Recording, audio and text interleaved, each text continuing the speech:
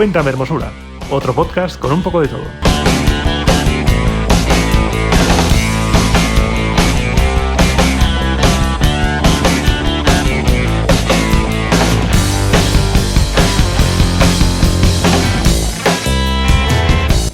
Hola, ser que ha llegado a mi órbita.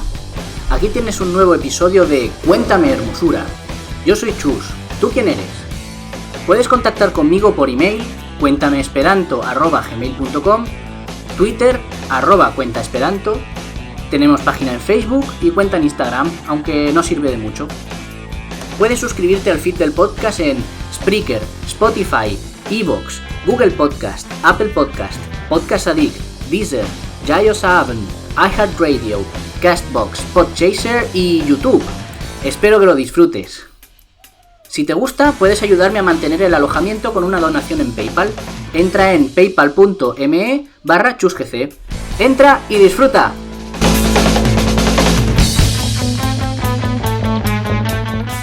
Pues el podcast de hoy, ya si en general estaba metiendo un podcast dual en el que había una banda que era en esperanto y la otra banda que era en lenguas nacionales, normalmente castellano y alguna otra caído, madre mía, nos metemos con el tema del latín y del etrusco. ¿Qué pasa hoy aquí? Hoy está con nosotros y para mí es un gran honor porque es alguien a quien he estado siguiendo, y normalmente cuando tienes a esta voz o este texto o estos tweets de vez en cuando en las redes sociales o en algún sitio, a mí se me hace muy raro, pero me siento muy honrado de tener también con nosotros aquí a alguien que se está dedicando a algo que será el tema de hoy, que es la divulgación histórica, que es Iván. Bueno, no sé cómo llamarte, ¿cómo prefieres que te llame? Iván, sí, Iván. Vale. Martín. Iván Sí. Martín. Iván Martín, seguramente si estáis metidos en el tema podcast lo habéis escuchado alguna vez colaborando en el Descampado, pero ya hizo su pequeño referéndum, hizo sus votaciones, sus comicios y decidió independizarse, montarse la república por su cuenta. Bueno, digo república porque ahora estoy en la parte de la república, pero seguramente has avanzado muchísimo más. También es el podcaster de Roma Eterna, que es un proyecto de divulgación histórica que me parece, que ahora hablaremos de él, que me parece exquisito por todas partes. Iván, ¿qué tal estás? ¿Qué te cuentas? Muy buenas, Chus. Pues aquí encantado de que me invites a estar aquí un rato en tu programa. Estoy encantado de estar aquí.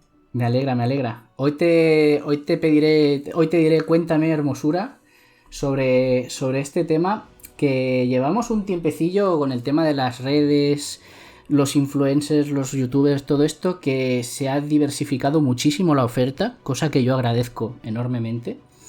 Y sobre todo en el tema de los podcasts, lo comentaba el otro día con Siner, hemos pasado de podcasts muy caseros en el que se juntaban 3 amigos y hablaban de lo que les daba la gana, a podcasts en los que incluso lo que se valora mucho es la documentación. Me comentabas antes de empezar a grabar el formarse antes de decir cualquier cosa, y en que esté mínimamente estructurado, no solo internamente, que el podcast esté estructurado, sino también la manera en la que lo produces y la manera en la que lo subes, lo ofreces.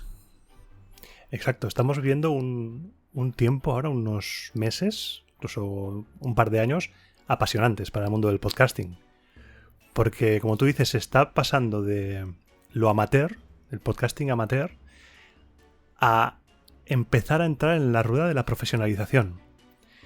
Y es algo que se nota mucho y cada vez el listón está más alto en cuanto a edición, en cuanto a documentación, y es precioso formar parte de este mundo ahora mismo, del mundo del podcasting, porque se ve claramente cómo, y con la pandemia se vio un montón, cómo la gente tiene cosas que contar, cosas que explotar, cosas que sacar de creatividad, y hay proyectos preciosos.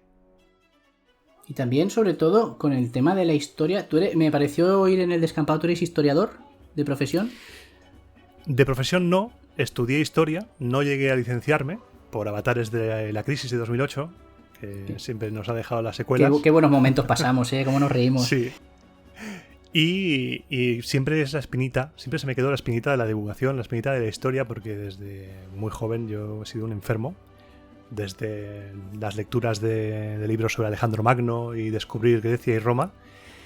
Y gracias al descampado tuve la oportunidad de asomar el hocico, asomar ahí la patita, mojar la patita en el agua de la divulgación, y me picó el virus de la divulgación histórica, pero desde una óptica diferente a lo que se suele dar, ¿no? Porque la historia, mucha gente piensa que la historia es un peñazo en el cual te van a contar fechas, nombres, lugares, batallas, y se quedan ahí como algo que repites, como un loro, y que te tienes que aprender de memoria.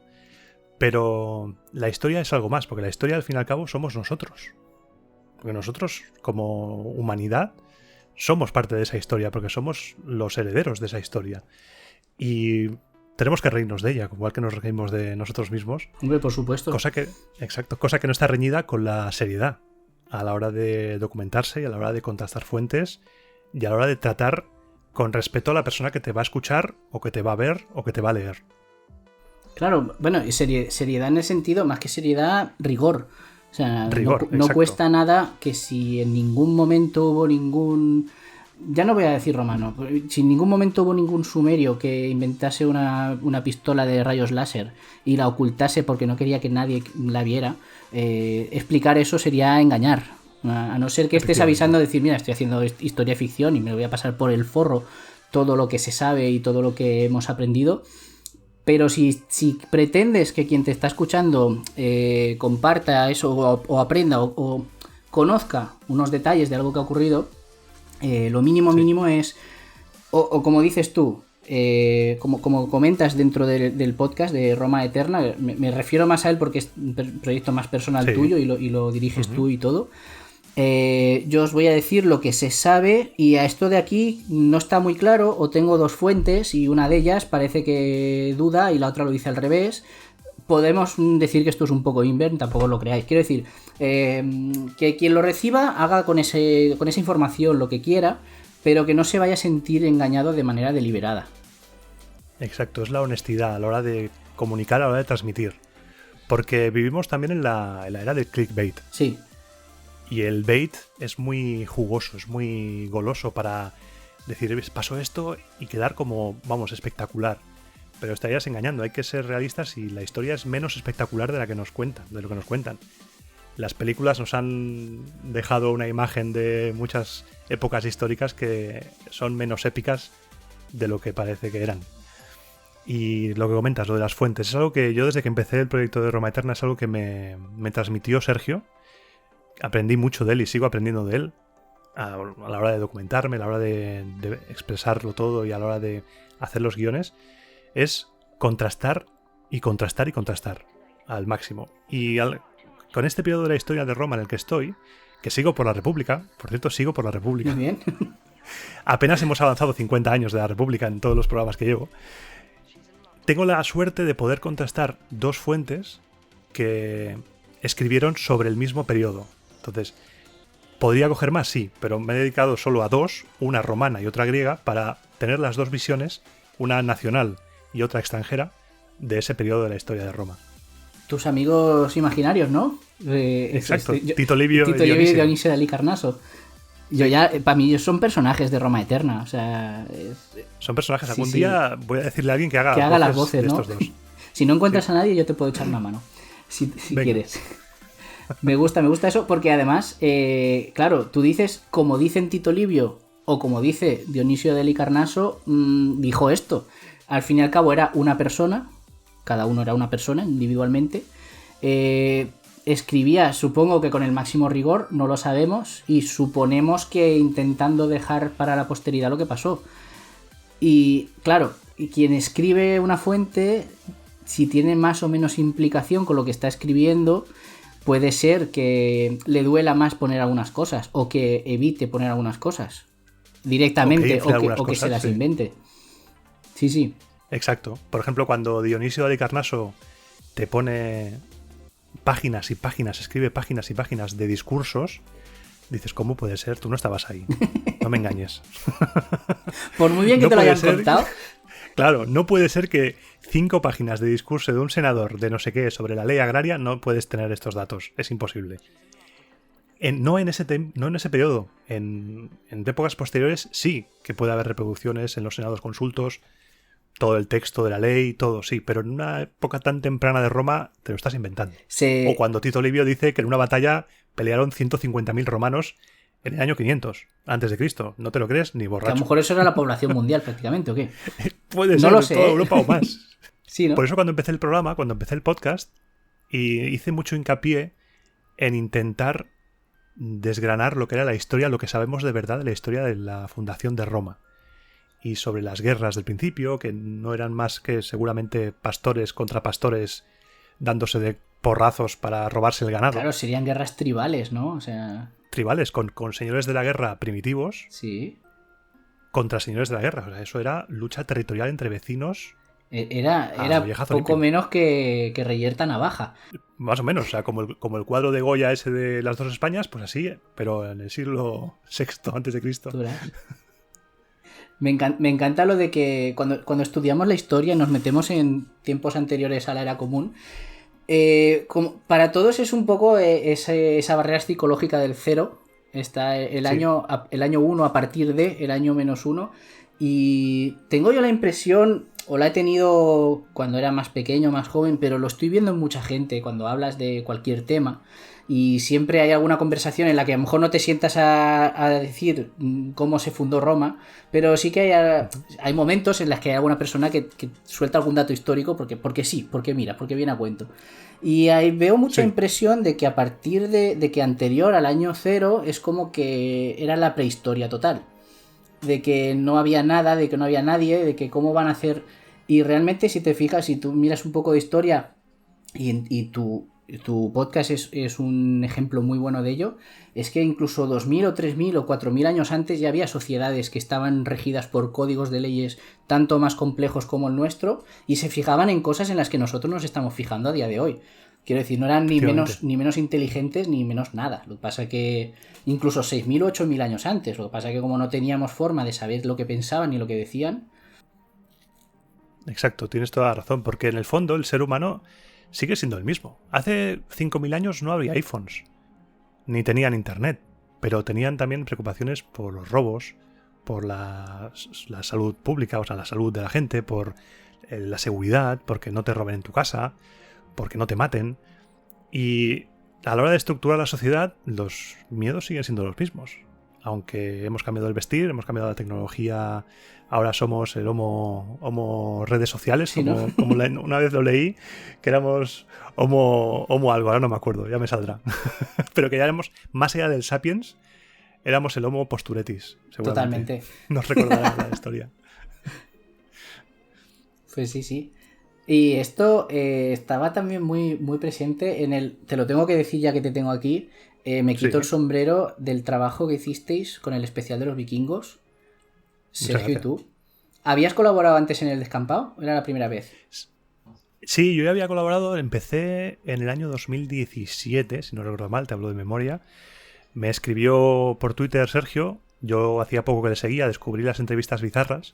Yo era fan del descampado. Y un día me escribe y me dice, oye, ¿qué te parece si hacemos algo, o un programa o algo para el descampado? Y yo, hostia, pues me encantaría. Y me propuso hacer un especial sobre Assassin's Creed. Muy bueno. Sobre la saga de Assassin's Creed, porque mezcla los videojuegos con la historia. Eso te iba a preguntar desde el punto de vista de la historia, o sea, no solo analizar el juego. Exacto. Ajá. Y dije, bueno, vamos para allá. Me lanzo. Y ahí fue mi estreno. Entonces fui poco a poco colaborando, haciendo más programas. Hice este de Assassin's Creed. Luego hicimos también otro sobre desmintiendo mitos sobre los piratas. Otro sobre Esparta, que fueron 2 programas desgranando el mito de los 300 espartanos, las Termópilas, la leyenda de ese guerrero imbatible que era el soldado espartano, tirando por tierra todo eso. Vamos, luego hicimos también... Lo que era, fusilasteis de arriba abajo lo que era la novela de Licurgo, ¿no? Todo lo que Licurgo, había pasado por sus manos. Sí, nos planteamos incluso si Licurgo existió de verdad. Uh-huh. Porque eso no está muy demostrado. Es un legislador mítico, un legislador legendario que sirvió muy bien para las instituciones posteriores para justificar todo lo que hacían después. Y después, posteriormente, hicimos 2 especiales sobre gladiadores, que ahí fue cuando empezó a nacer Roma Eterna. Ajá. Hicimos uno sobre los juegos, sobre los juegos gladiatorios, y un segundo especial que era una recreación como si Sergio y yo estuviéramos un día en el Coliseo, en el Anfiteatro Flavio. Qué bueno. Y fue buenísimo, porque Sergio es un crack editando, es un mago, hace magia con el sonido. Y luego a partir de ahí hicimos también uno de Monty Python. Cierto. Sí, uno sobre la historia de Nintendo, que tenemos ahí pendiente hacer más. Uno o dos, no sé cuántos hicimos de Nintendo. Pero era una historia de Nintendo antes de las consolas, o sea, la Nintendo del siglo XIX. La Nintendo... La compañía Nintendo, o sea, la lo que compañía hacían Nintendo. y... Sí. Exacto, que se dedicaron a las cartas. Primero se dedicaban a las cartas, luego estuvieron haciendo cosas muy locas. Nintendo, antes de las consolas, llegó a dedicarse a los Love Hotels. Que me pareció loquísima esa y a la fase. comida. Sí. Sí. Y luego ya desembarcamos en Lindisfarne, en el siglo IX, ahí con los vikingos, que la idea era hacer uno o dos, como mucho, pero cuando te metes en algo así, dices, tienes que contar esto, y esto también, esto hay que contarlo, esto hay que explicarlo bien, y te metes, y nos metimos 9 programas. Fue eso la locura. Y va creciendo solo, o sea, tú no puedes hacer nada ahí. Tú tienes... No. Tú lo creas, pero ves cómo evoluciona, ves cómo crece, y sí. Yo creo que hicisteis bien. Yo que nunca le he tenido miedo a los podcasts, ni que duren mucho, ni que se alarguen en el tiempo. Y creo que hicisteis bien haciendo ese trabajo de desmitificar, por un lado, bueno, de llevar un poco a la realidad, a lo que se conoce, a lo que tenemos escrito de los vikingos. Que no basta con decir, no llevaban cuernos en los cascos, pero es que era una sociedad complejísima. Y... Muy compleja. Sí. Y una sociedad en algunos aspectos avanzada con respecto a la vida que se llevaba en Europa. Comerciantes espectaculares, que bueno, primero comerciaban con unas cosas, luego comerciaron con espadas, con armas. Los mismos europeos, los mismos francos, les vendieron muchas espadas que después acabarían siendo utilizadas contra ellos. Sí, a veces. Unos navegantes excepcionales, con los drakars que tenían la capacidad de surcar los ríos.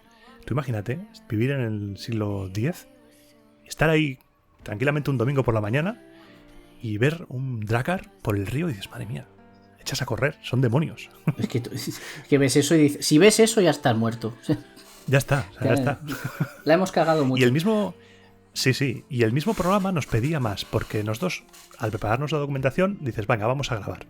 Grabábamos y llevábamos 3 horas grabando y Sergio me decía, Iván, este último apartado tenemos que hacer otro. Y así hasta los 9. ¿Cómo eran vuestras reacciones? O sea, cuando los dos os dabais cuenta que eso merecía un programa más. Pues a veces era alivio. A veces era alivio, porque condensar un tema, por ejemplo, el de las mujeres en la era vikinga. Sí. Condensar un tema así en solo un apartado da un poco de pena, porque dices, hostia, esto daría para mucho más. Con un programa nuevo nos podríamos explayar mucho más. Nos reuníamos antes de grabar para perfilar la documentación, para mirar cosas. Vale. En esas mismas reuniones salían más cosas. Nos ves a Sergio y a mí mirando mapas, diciendo, a ver, esta batalla fue aquí, ¿qué pasa? Esto no encaja con lo que nos han contado, la latitud. Nos volvimos muy locos, ¿eh? Estuvimos casi un año haciendo programas de estos. ¿Consultasteis bibliografía cada uno por vuestra cuenta o teníais algo en común que os ibais a mirar? Íbamos cada uno por nuestra cuenta, pero luego lo poníamos en común. Vale. Y entonces decíamos, a ver qué tienes de este lado. Pues de aquí tengo esto, de aquí, ¿dónde has buscado esto? Ah, vale. Y entonces nos íbamos complementando el uno al otro porque la magia del descampado es que no compartimos una misma documentación siempre. Porque así dejamos un pequeño espacio a la sorpresa del otro. Claro. Y así el otro tiene un dato que tú no tienes y dejas lo que se suele decir como culo torcido. Dejas al otro con el culo torcido. Y os vais complementando. Dices, claro. Sí, dices, ¿de dónde has sacado ese dato? Exacto. Y es el pique, así no queda tanto como lectura de un guión, porque en muchos programas sí que se nota que ves que hay varias personas, como tú decías al principio, de 3 amigos hablando, y se nota que están leyendo un guión. Sí. Y lo suyo es tener el guión tan sobao, tan trabajado, que tú vas mejor sin leerlo. Lo sirve como apoyo, pero vas mejor sin leerlo. Que más que un guión sea una escaleta. Sean Exacto. Puntos que tú vas a tratar en algún momento. Exacto. Y la forma de sintetizar que tiene Sergio es escaleta. a la hora de hacer el trabajo, y es algo que yo he entendido a la hora de luego después hacer Roma Eterna, claro, tú cuando estás haciendo el guión y la documentación, estás estudiando, aunque no lo sepas. Estás estudiándote esto y cuando luego vas a grabar te lo sabes prácticamente de memoria. Y yo cuando hago un guión, a la hora de grabar, casi la mitad del guión que hago no es lo mismo que la grabación, porque luego descubres que dices, uy, esta frase así no queda bien, queda como muy acartonada, voy a darle otro punto, voy a darle otra entonación, voy a cambiar aquí unas cositas. Y lo haces tuyo. Y eso es lo que pasa en los programas, que lo hacemos nuestro. Claro, porque además ningún plan sobrevive al contacto con el enemigo. O sea, tú puedes hacer el guión perfecto, pero cuando te pones delante del filtro antipop del micrófono y te quedas mirando al ordenador y ves la onda como va pasando, dices, es que esto aquí no entra. O es que esto aquí no puedo decirlo, o lo tengo que decir de otra manera, porque si no cuando lo escuche no me va a hacer gracia ni a mí. O te cuesta, hay palabras que nos cuestan a todos pronunciar. Sí. Y cuando llevas 2 horas grabando, a mí, por ejemplo, me cuesta pronunciar instituciones. Y en mis grabaciones hay... Pues anda que no hay... A veces... que no salen veces. Exacto. Y a veces estoy editándome y me escucho a mí mismo repetir varias veces instituciones, como calentando, ¿sabes? Uh-huh. O programa, que son palabras fáciles, pero cuando llevas un rato y la boca se te desliza sola, porque vas agotándote, y cuesta y tienes que mantener ahí. Y es duro, a veces es muy duro, ¿eh? Claro, que requiere una profesionalización también la tarea de locutor, que también que es un trabajo en sí mismo. Los que locutan publicidad, o los actores de doblaje, o los actores de voz de cualquier ámbito, tienen no solo la entonación de la voz, sino la dicción, que es algo que cansa mucho. Por eso hay vocalizar. Variedades de los idiomas que tienden a eliminar letras y palabras porque cansa mucho hablar bien. Sí. Dicción, vocalizar, la entonación, hacerlo ameno es un reto. Porque, por ejemplo, en mi formato, yo le estoy pidiendo a una persona que esté escuchándome solo a mí durante 1 hora. Y por eso en los programas de Roma Eterna voy intercalando. Ahora te meto un discurso, ahora te meto música de una batalla, ahora te meto alguna coña, luego te meto... A veces es también formato muy monólogo. Es como stand-up comedy. A veces un programa de Roma Eterna es un poco stand-up comedy, como si estuviera yo de pie en un bar contándote la historia de Roma con chistes. Exacto.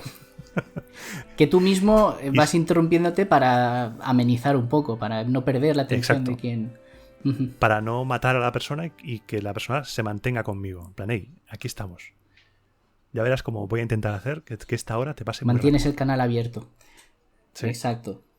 Quiero volver un segundín al tema de los vikingos para tratar lo que es la divulgación histórica. Queramos o no, viviendo donde vivimos, por si no se ha dado cuenta la gente, estamos hablando en castellano de España, así que península ibérica. Queramos o no, nos hemos tenido que tragar historias de romanos y oír hablar de romanos en algún momento, aunque sabemos que muy mal y muy poco. Yo creo que ahora mismo si hago una encuesta así a vuela pluma por la calle, quizá el 80 o el 90% de personas me dirían que Julio César era emperador. Seguramente. Y que todos iban con una capa roja y un penacho de plumas en la cabeza y el casco dorado. Lo típico, ¿no? Las estatuas blancas y todas estas cosas que luego si quieres comentamos. Pero aún así hemos tenido que comer mucho Roma porque nos toca, porque nos viene de cerca y porque en algún momento lo hemos tenido que... Pero el caso de los vikingos me parece un ejemplo súper bueno de lo que puede hacer la divulgación histórica, porque no es solo... Es que me impresionó muchísimo cómo lo presentasteis, me impresionó muchísimo todo lo que dijisteis, que no dudo en ningún momento de que esté todo bien documentado, salvo las cosas que se dicen, pues esto seguramente fue un invento, o esto lo escribían los del sur de Europa y estaban cagadísimos y los pusieron a caer de un burro. Muchas cosas que te vas encontrando, pero me sorprendieron muchísimo el cómo yo he llegado a la edad adulta y he pasado por una formación universitaria y hasta he hecho un doctorado, que no tiene nada que ver con esto, que me dedico a la ciencia, y nunca he sabido esas cosas que explicabais, que son flipantes, que son muy flipantes.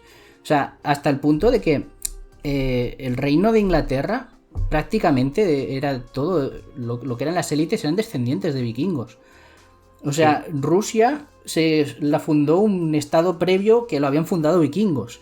Y prácticamente el imperio romano, que se seguía llamando romano y que se llamaban romanos a ellos mismos, aunque ya no estuviera en Roma, que era el oriental, el emperador dependía, su seguridad dependía de los vikingos, que ya no los llamaban vikingos, pero que venían de ahí. Los varegos. O sea que hay una de cosas, y hubo un momento que dijisteis una cosa que se me quedó muy grabada, que es prácticamente todas las dinastías reinantes de la actualidad provienen de los vikingos. No sé en qué, no sé si ahora te estoy atracando y no te he avisado de que te iba a preguntar esto. No sé si tienes documentación de eso, si puedes decirme más o menos, pero eso es verdad. Claro, esto viene de Rollo. Sí. Para quien haya visto Vikingos, en la serie de Vikingos, Rollo es el hermano de Ragnar. Lo pintan como su hermano. Sí. Y lo pintan como su hermano, pero Rolón, el auténtico personaje de Rolón, también llamado Rolón el Errante. O el desodorante. Es un vikingo. O el desodorante, claro, el Rolón. Esa broma, Sergio me miraba y me decía, no puede ser. Como con lo de Canuto. Canuto me decía, Canuto el grande. No puede ser, y acabó muy quemado Canuto. Y, como y este señor Rolón acabó como duque de Normandía. El rey de Francia le dio tierras para que no les saqueara. Fue en plan, bueno, si te doy estas tierras, por favor, haría usted el favor de tranquilo. No saquearme. Exacto. Un verano, por favor, solo te pido un verano. Entonces este señor se asentó en las tierras de Normandía y, con el pasar de los años, uno de sus descendientes, Guillermo Conquistador, acabó ganando la batalla de Hastings y acabó convertido en rey de Inglaterra. Y por líneas de descendencia, por matrimonios y demás, se cree que gran parte de las casas reales actuales son descendientes de este hombre, de Rolón el Errante. No me extrañaría. Son vikingos. Uh-huh.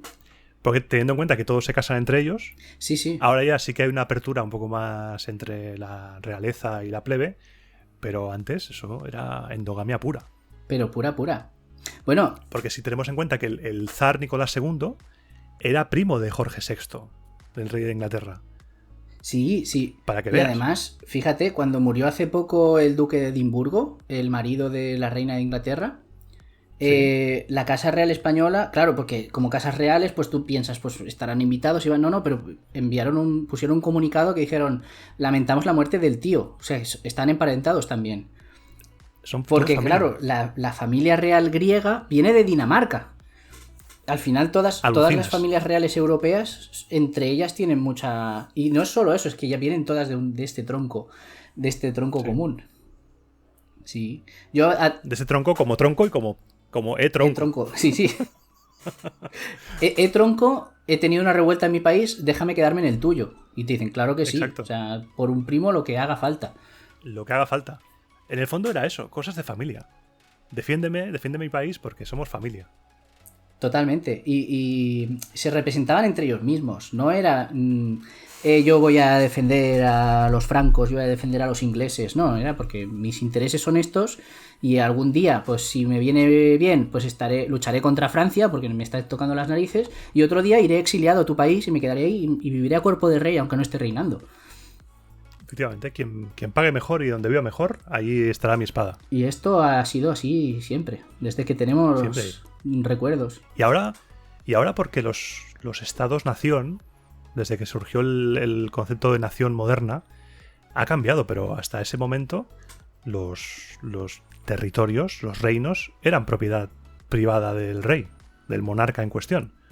Claro, y él luchaba por su propiedad, no era luchar por mi país, no luchó por mis tierras porque son mías. Los ciudadanos no tenían una identificación nacional, sino de a qué rey servían. Y daba igual que fueras un italiano, un corso, un eslavo, si estabas en Francia y eras leal al rey, pues daba igual. Hablarás lo que hablaras, eso también. Que en el caso de los ingleses me parece mucho más destacable el tema de los vikingos, porque Inglaterra se pobló con pueblos venidos de lo que sería Dinamarca ahora, los anglos, los sajones y los jutos. Uh-huh. Y gente venida de Dinamarca que se estabilizó en Normandía también fue para allá otra vez. O sea que fueron descendientes de daneses contra descendientes de daneses mucho tiempo después.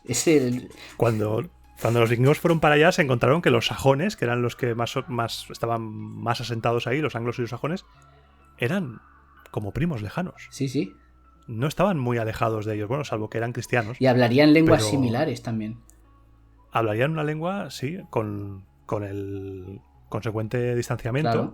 pero tendrían raíces comunes y alucinarían. Dirían, pero esta gente son como primos lejanos nuestros, porque en el fondo vienen de ahí, todo la raíz germánica.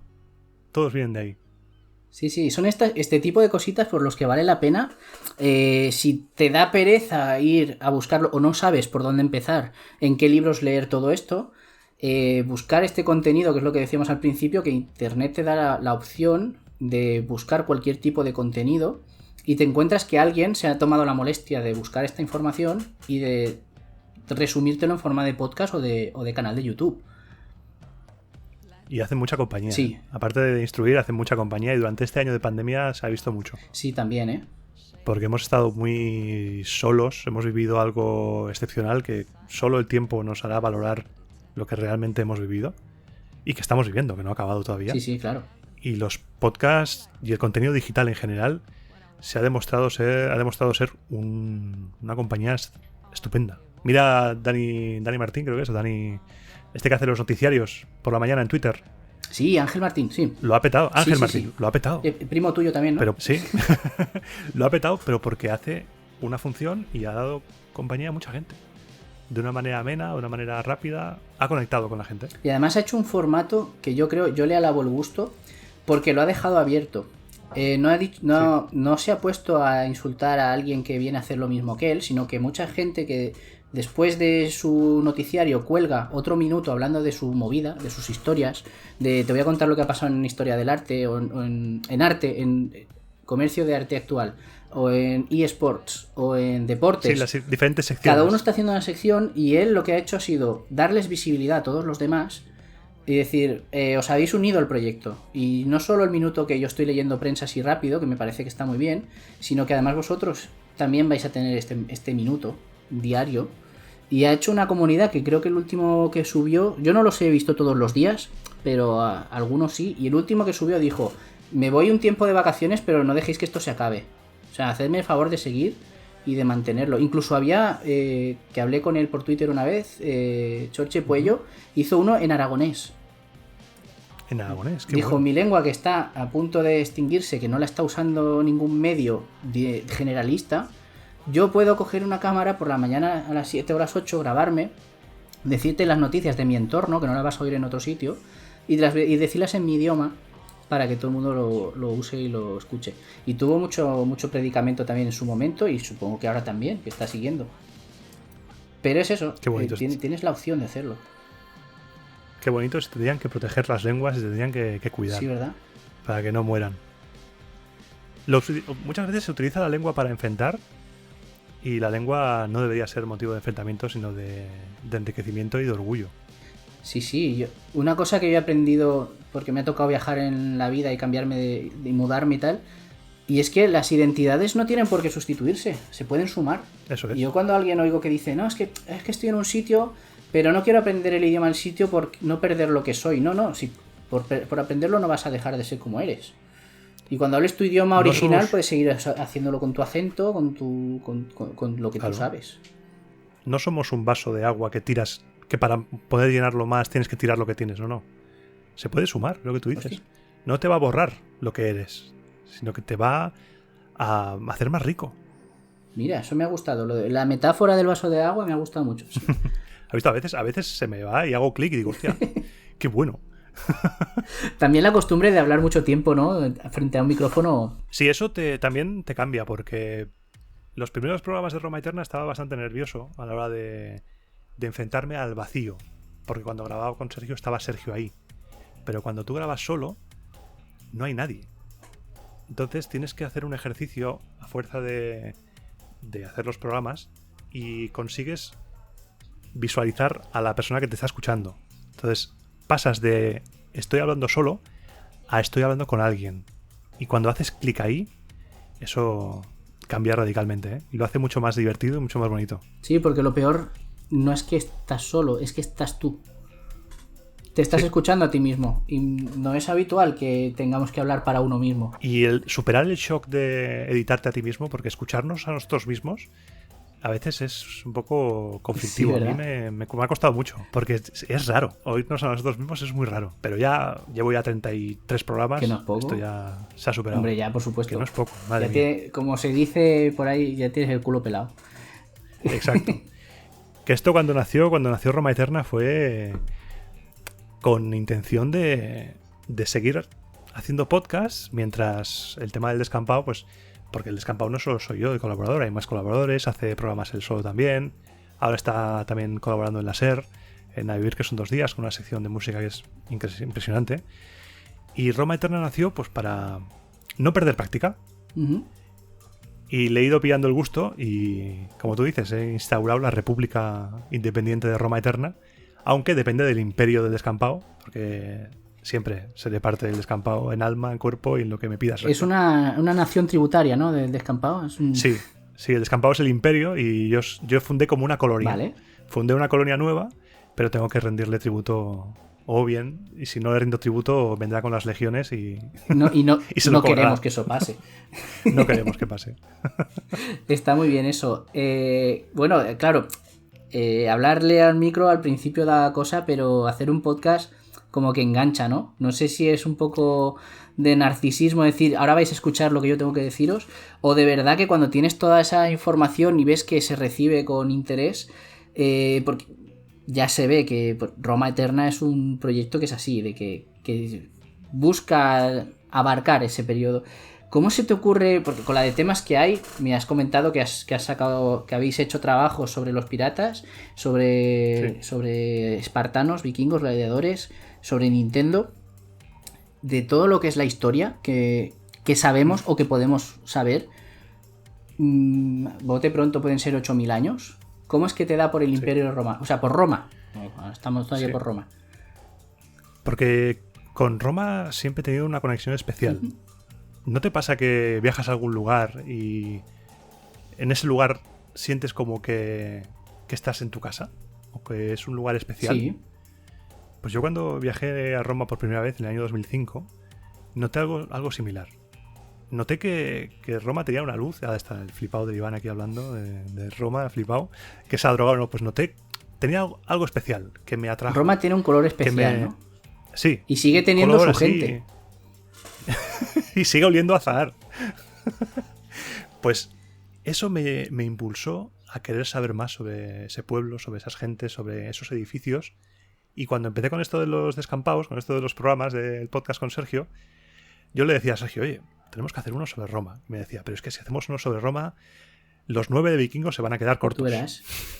Tú verás. Y entonces, y él me decía, hazte uno de romanos. Y yo, y me insistía, me decía, háztelo, que ya verás cómo te va a ir bien, tal. Y dije, bueno, pues vamos a hacerlo, pero yo ya escuchaba podcasts de Roma y, por ejemplo, escucho El Ocaso de Roma, que es un podcast muy bueno, que empieza desde la muerte de Cómodo, que está tratando el Bajo Imperio, que también es una época muy desconocida. Y dije, pero es que yo quiero hacer algo más completo. Yo, si me voy a flipar, me flipo Tú del querías todo. hacer un descampado de Roma. Exacto. Vale, Y dije, bien voy a hecho. hacer una enciclopedia sonora sobre Roma desde el principio hasta el final, hasta la caída de Constantinopla. Y allá que vamos. Muy bien, muy bien. Llevo un año, más de un año, y todavía no he llegado ni al año 400. A ver, es que claro, tú puedes hacer 9 episodios o 2 episodios gorditos de una cultura ágrafa, como es los espartanos o los vikingos. Pero es que sobre Roma se ha escrito por Mucho. activa y por pasiva.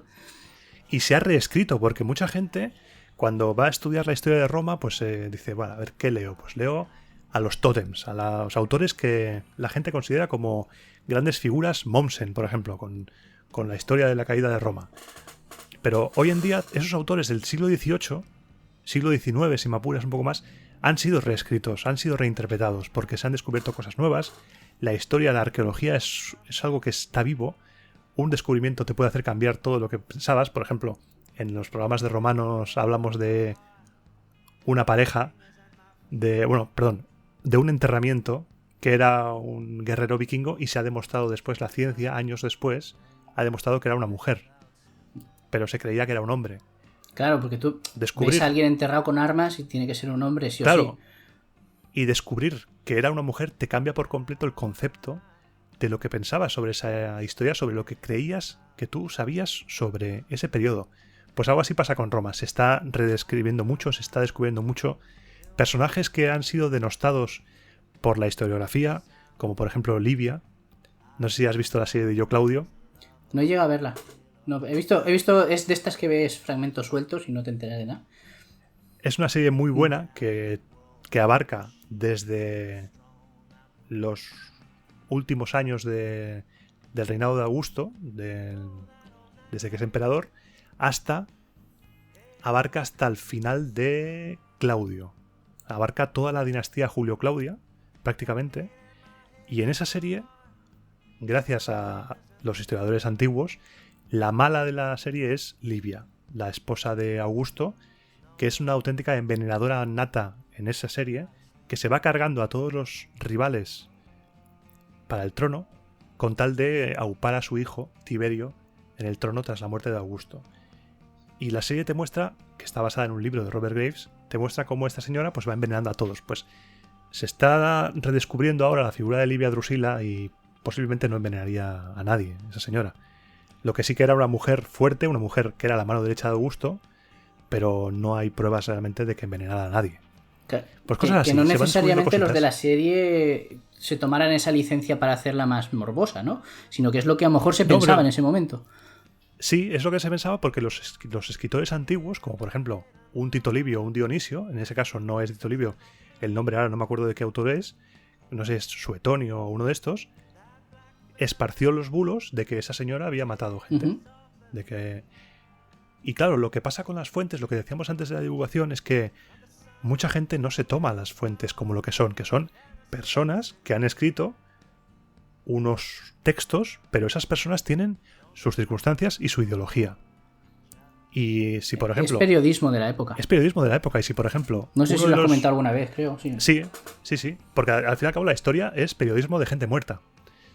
Entonces, así me gusta a mí llamarlo. Entonces, cuando tú te vas a enfrentar a un texto de un autor antiguo, tienes que tener presente sus motivaciones. Por ejemplo, hay uno de los primeros historiadores romanos, Fabio Pictor, que este señor tenía disputas personales con algunas familias de Roma.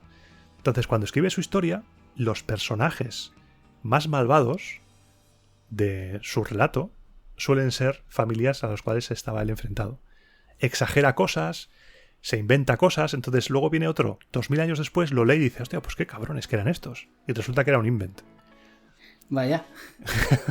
Hombre, podemos hacer el ejercicio fácil de preguntarle a cualquiera que tenga una cierta edad sobre cómo se vivía en España hace 50 años. Exacto. Y depende de a quién le preguntes, te dirá una cosa o te dirá otra. Pues imagínate hace 2000. Pues imagínate. ¿Cómo se vivía en España hace 2000? Pues mira, no existía, entonces no. Pero que esa es otra cosa que hacemos mucho sin darnos cuenta o a veces aposta. El filtrar lo que leemos por lo que es ahora. Sí, es el también, presentismo. Sí.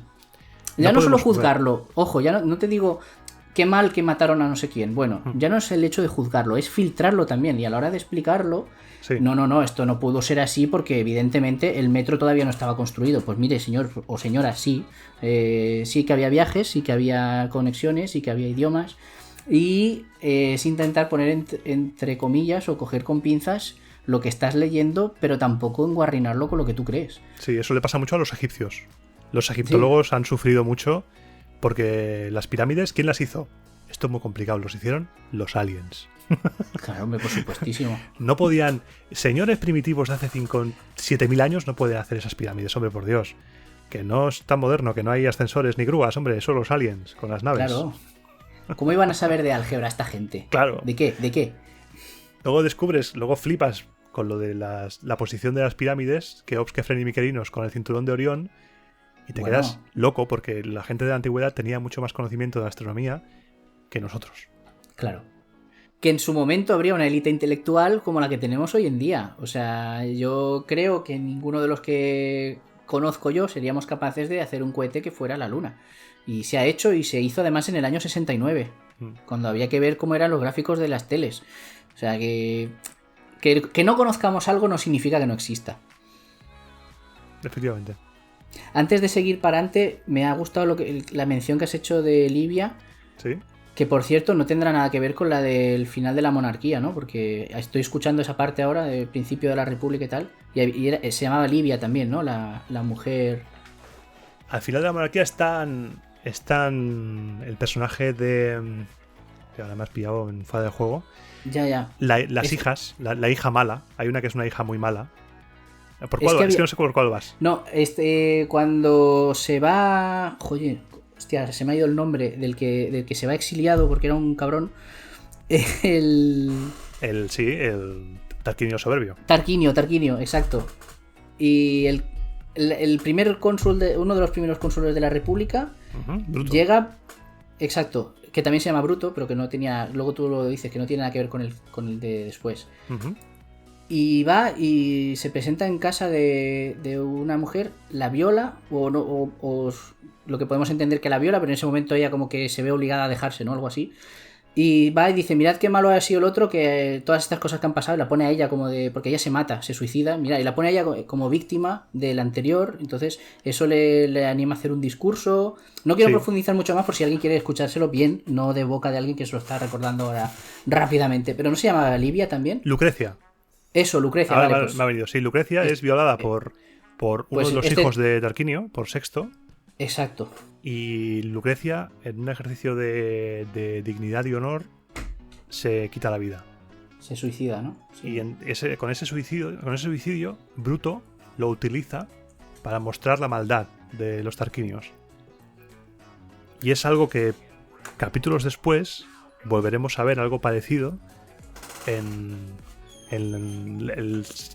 la muerte de Virginia. Es otro personaje, porque la figura femenina en Roma, en la Roma antigua por los clásicos, es también curiosa porque tiene la mujer en esos relatos tiene arquetipos muy definidos. Está la mujer sumisa, la esposa pura, luego está la mujer mala, por ejemplo la reina Dido de Cartago, la mujer que maldice a Eneas, y luego está la mujer que sirve como sacrificio, en este caso Lucrecia o la Virginia, cuando llegues a un momento que no te voy a spoilear. Que tampoco sería spoiler porque después de 2500 años he tenido tiempo de verme la peli, ¿no? Claro. Pero mira, no, sí, perdona. Pero hay cosas que estoy descubriendo en este podcast que la gente no conoce y es súper guay. A mí me gusta mucho porque este periodo arcaico de la historia de Roma tiene momentos que no sé cómo no se ha hecho una serie. Sí, o sea, son brutales. Que ya la estás haciendo tú, oye, mira. Sí. Pero con actores, ¿no? Dices. Sí, una serie. Yo quiero una serie de Netflix con 27 temporadas sobre todo esto. Sí, lo estaba pensando cuando en casa volvimos a explicar un poquito el tema de los mitos griegos, que yo siempre he sido muy seguidor y con unos amigos hicimos una pequeña película sobre la guerra de Troya, que nos documentamos mucho. Era un trabajo, pero nosotros nos lo tomamos como algo ya... como algo muy nuestro. ¿En serio? En serio. Y coincidiendo con el confinamiento... Estoy sembrando cosas que luego ya las iré recogiendo, ya vale. Te diré. Coincidiendo con el confinamiento, mi hija descubrió el canal de YouTube de Destripando la Historia y se enamoró de los 6 vídeos de los 6 olímpicos, de los crónidas. Y claro, volvimos a la historia y yo lo escuchaba y digo, si es que esto... Porque a ver, esto es invención todo. O sea, los dioses ni existieron ni hicieron todo esto. Pero este guión... no se podría estar aprovechando para hacer una peli, pero bien hecho, ¿sabes? No de estas que hacen en Hollywood que te ponen a un dios que luego no hace ni la mitad de cosas que se supone y le cambian el nombre y no sé qué. No, una serie de esto. Sobre mitología. De estas historias. Y de cualquier cosa realmente de la historia, cualquier fragmento que tú cojas, y si coges tu podcast y empiezas desde arriba hasta abajo, o no tiene por qué ser entero, puede ser un periodo, pero cualquiera de esos periodos valdría una serie de 8 o 9 temporadas fácilmente. Fácilmente. Y ahora porque estoy en un periodo que no se ha escrito demasiado sobre ese periodo, pero cuando llegue, por ejemplo, a momentos de la historia más potentes mediáticamente, más mediáticos, por ejemplo, las revueltas de los esclavos o los gracos, las guerras civiles, eso va a ser una sobrada, porque ahí sí que voy a tener material para meter mucho, ahí sí que me voy a detener con esos conflictos. El primer siglo antes de nuestra era va a ser muy, muy entretenido. Va a ser jugosico, ¿no? Sí. Además que me gusta porque de cada etapa habrá diferentes fuentes y diferente volumen de información de la que sacar, ¿no? Sí, habrá Porque a realmente, veces o sea, entre sufriremos. lo que está escrito y lo que no está escrito, y no, la agricultura no, eso es otra cosa. Y la arqueología, que realmente es algo muy joven la arqueología. Hasta hace un par de siglos no se tenían tanto en cuenta. De hecho, se llenaban con escombros los yacimientos y se construía encima, entonces o se expoliaba directamente. Que se lo digan a los británicos. Tú verás. Pero eso sí lo tenían se lo tomaban en serio, ¿eh? Sí. Pero todo lo que se ha ido descubriendo después te habrá dado una cantidad de material increíble. Increíble, porque hay auténticos tesoros que se han ido descubriendo y lo que queda por descubrir. Por ejemplo, estoy mirando para irme la semana que viene a Ampurias a visitar las ruinas. Muy bien. El primer punto en el cual pisaron los romanos en Hispania, y solo está excavada un 20% de la ciudad romana. O sea que los romanos aprovecharon la colonia griega para venir aquí. Sí, los romanos se asentaron en esta zona Sí. con el fin de cortarle aprovisionamiento a Aníbal en las guerras púnicas. Claro. Entonces vinieron aquí, estuvieron en esta zona, descubrieron el poblado de Emporion, el poblado griego, y ahí se quedaron. Sí, porque además me suena que están un poquito apartados uno de otro, pero cerca. O sea... Sí, está cerquita de nosotros. En la misma visita turística, en la misma visita cultural, haces las dos ciudades. Lo que sí que hace años, hace muchos siglos, estaban más lejos, pero ahora está más cerca. Claro. Ah, pues muy bien. No te pierdas el templo de Asclepio, que se conserva bastante bien. Sí, he visto fotos que hay una figura ahí de Asclepio Flipante. preciosa. Bueno, bastante bien. Que a lo mejor lo ves y no te recuerda nada, ¿no? Pero para lo que ha habido y para lo que está viendo, no es poco que está en pie. Visitar ruinas es que te transporta al pasado. Viajas. Es increíble. Y es que es eso. Lo que decíamos antes de Roma. Yo creo que la mayoría de personas con las que hables, si piensa en Roma, piensa directamente en estas casas blancas de mármol del Foro, edificios, y un anfiteatro grande, y poco más. Y esto es Roma, ¿no? Pero Roma en realidad es lo que decíamos, una serie de tribus enfrentadas con otras tribus, con otros pueblos, que alguna vez sí que suena, a veces hay quien tenga un poquito de conocimiento, ha oído hablar alguna vez de los etruscos, pero es increíble cómo Roma era un pueblecito en mitad de una nación de ciudades-estado independientes o más o menos, que era Etruria, que tenían su propio idioma ya sí. Sabían escribir, ya sabían hacer, ya tenían sus leyes, ya tenían, o sea, prácticamente que cuando hablamos de imperios y hablamos del imperio romano, es como que antes de ellos no había nada, éramos todos cavernícolas y había dinosaurios, y después de ellos no ha vuelto a haber nada y se ha eliminado todo. Y en realidad es increíble la cantidad de pueblos que ya había y que ha seguido habiendo y que han mantenido contacto entre ellos, porque claro, cuando un ejército conquista un país vecino, aunque en el mapa lo pintamos del mismo color, pero no se llena todo de gente de ese país. Simplemente, los campesinos yo creo que seguían haciendo lo mismo día a día, les daba igual quien estuviera gobernando. Lo que cambiaba sería los impuestos que pagarían. ¿A quién le rindes tributo? Cambia a quién le rindes tributo. Y ya está. Sí. Porque por lo demás, claro, me acuerdo, por ejemplo, pienso en el caso de cuando el Imperio Romano de Occidente cae y empiezan a venir los pueblos germánicos, y aquí a la península, que eso es algo que a mí me parece loquísimo y nunca dejará de sorprenderme, que viene un pueblo del sur de Suecia que llevaba años establecido entre Ucrania y Rumanía y conquistan toda la puta península ibérica y se quedan 300 años aquí. Y claro, a los que vivían aquí eran ibero-latinos, eran ibero-romanos, porque habían vivido aquí y llegaron estos que eran 4 y dijeron, ahora seremos vuestros reyes, pero no se puso todo el mundo a hablar gótico. No. Entonces... Porque era hay una... Lo que tú dices es muy acertado. Pensamos que antes de los romanos no había nada y que después de los romanos fue el caos. Eso es lo que nos han vendido. Sí. Antes de los romanos había pueblos muy ricos que son de quien beben. Cuando los romanos no eran nada, prácticamente Grecia estaba viviendo su edad de oro en Atenas, por ejemplo, en el siglo V. Estaban los etruscos, había una riqueza cultural inmensa. Roma supo, con su permeabilidad, supo absorber lo mejor de cada uno y supo aprovecharse de ello.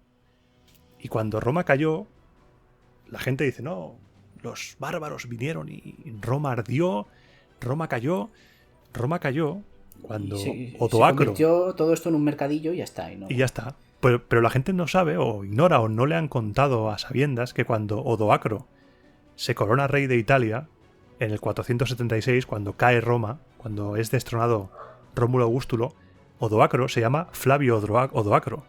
Y Odoacro le pide al emperador de Oriente, al emperador del Imperio Romano de Oriente, ser subsidiario de él. O sea, ser reconocido como rey de Italia, pero dependiendo en parte del Imperio Romano. No se rompe del todo el imperio. Porque esta gente que viene a conquistar el Imperio de Occidente, en su mayor parte son ciudadanos romanizados. Son gente que está dentro. Por eso nosotros conservamos la herencia tan potente romana. Porque la gente que vino después era gente que la mantuvo.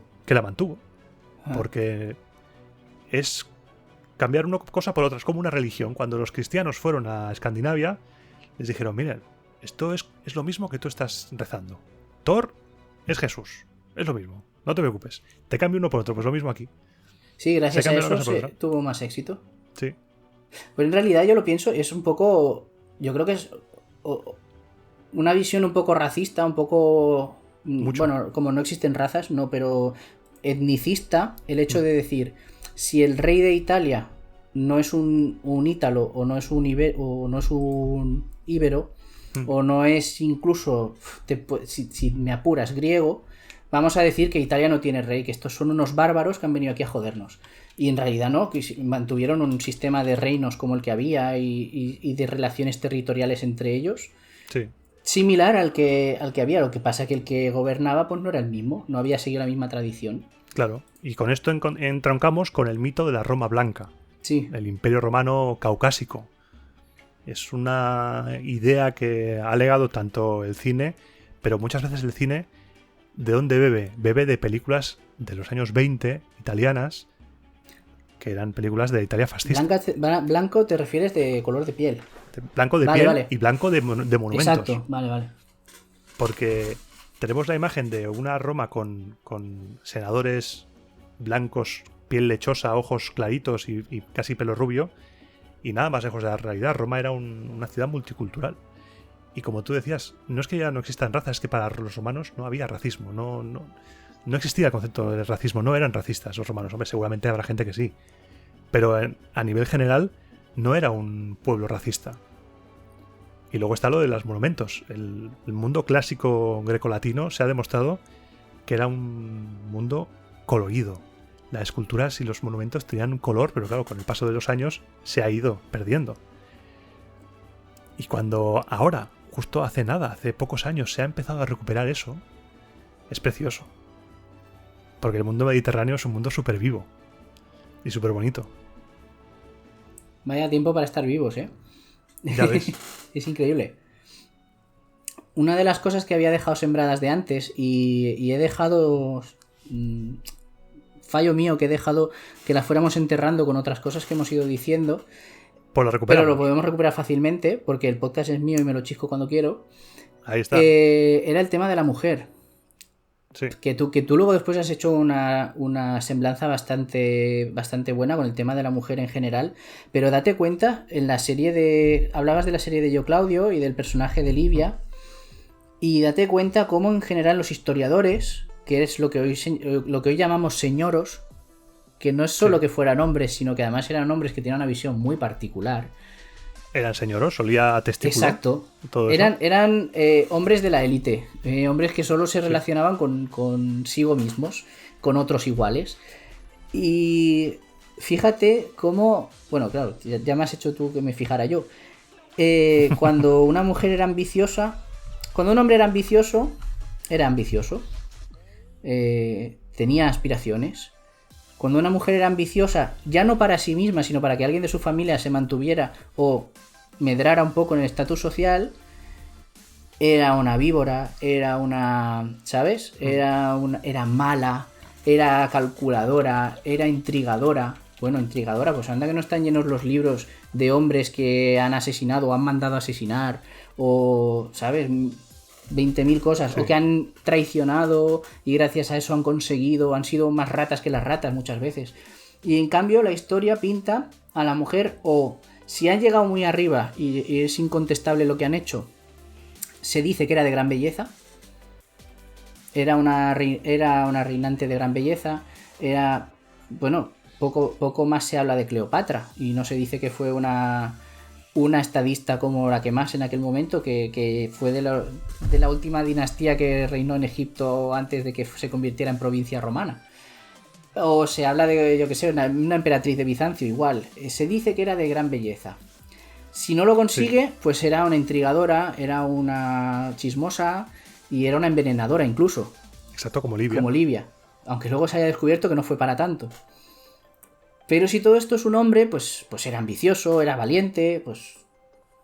Y es ese sesgo, creo que apenas nos lo estamos empezando a quitar ahora. No quiero yo tampoco pecar de superioridad moral en que somos los de 2021 los que se lo estamos quitando, que ya llevamos unos cuantos años fijándonos en esto, pero pocos, muy pocos. Sí, aparte hay todavía mucha resistencia, porque cuando sacas a relucir estos temas, que existen, por desgracia, siempre te encuentras con la parte contraria, que es muy beligerante. Y ya te acusan de querer reescribir la historia, o de querer seguir agendas o conspiraciones. Y sí, o que lo haces con un motivo, imagen, ¿no? Sí, con un motivo político. Y realmente la imagen de la mujer es que se ha mantenido así durante la historia. Y ha sido denostada la mujer. Es lo que tú has dicho, lo has expresado perfectamente. Si tenía ambición, era una arpía. Si tenía habilidad política, era una maquinadora. Si tenía éxito, lo tiene gracias a sus habilidades en la cama, como Cleopatra, por ejemplo. Sí, también. Que no se cuenta su habilidad de estadista, no. Se cuenta que sedujo a Julio César y a Marco Antonio. Porque es una maga en la cama y es lo peor. Pero no cuentan lo demás. Es como reduccionismo al ridículo. Que muchas veces supongo que sería a propósito, pero otras veces yo creo que ni se darían cuenta. O sea, que un hombre escribiendo sobre historia y pensando en qué decir sobre una mujer, a lo mejor le faltaba vocabulario para describirla simplemente. Es decir, como una mujer, vamos a ver, ¿pero está haciendo algo más que cocinar? Sí. Seguramente porque estaban dentro, hay que entender a esa gente en su época. Claro. Con una moral cristiana, en la mayoría de casos, muy fuerte. Y el cristianismo que triunfó es un cristianismo profundamente misógino. Y no hay que rasgarse las vestiduras cuando se dice eso, porque hay que asumirlo, porque es así, es objetivo. El cristianismo que triunfó, el cristianismo paulino, es un cristianismo que redujo a la mujer a la nada absoluta. Y María Magdalena era una prostituta. Y ya está. Así que con eso, de esos lodos vinieron estos fangos, o como es el dicho, de estos fangos vinieron estos lodos. De aquellos polvos vinieron estos lodos, ¿no? Pues así. Yo es que me invento los refranes cuando no sé cómo pero son. Yo porque lo has preguntado, pero si no, yo te lo dejo que lo digas como quieras. Que a mí me gusta, que sí, me gusta que de estos lodos, estos fangos. De estos fangos vienen estos lloros. Ya verás. Pues sí. Y yo por eso en Roma Eterna me meto en jardines, pero porque los romanos no hemos inventado nada. Los romanos ya lo tenían todo. La élite acaparadora de todo, la feroz represión contra la plebe. Es que eso es algo que la gente tiene que descubrir, que no ha cambiado nada. Claro, seguimos iguales. Y la forma de manipular el sistema público para que siguiera siendo clasista. Yo lo había oído alguna vez muy por encima, pero el sistema de votación lo explicas muy bien durante el podcast, que es primero votaban los ricos, y si ya la votación se veía que estaba ganada, ya los pobres no hacía falta que votasen. Y además es que era literalmente ricos y pobres, porque se miraban la renta que tenía cada uno. Entonces iban por grupos, creo que pueden ser que fueran centurias. Iban por centurias, estaban los comicios centuriados, sí, que eran los que votaban por su censo por su nivel adquisitivo, divididos en diferentes centurias, en diferentes clases.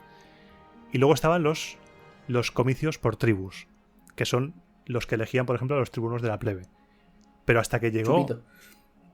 Chupito de podcast ahí. Hasta que llegaron los tribunos de la plebe, tuvo que pasar un tiempo en el cual las decisiones se tomaban los de arriba solamente. Porque no era un sistema democrático. Era un sistema, bueno, que se eligen entre ellos. Claro, Porque al fin y al cabo se ponen de acuerdo entre y ellos. es un sistema muy viciado porque te dicen, tú puedes votar.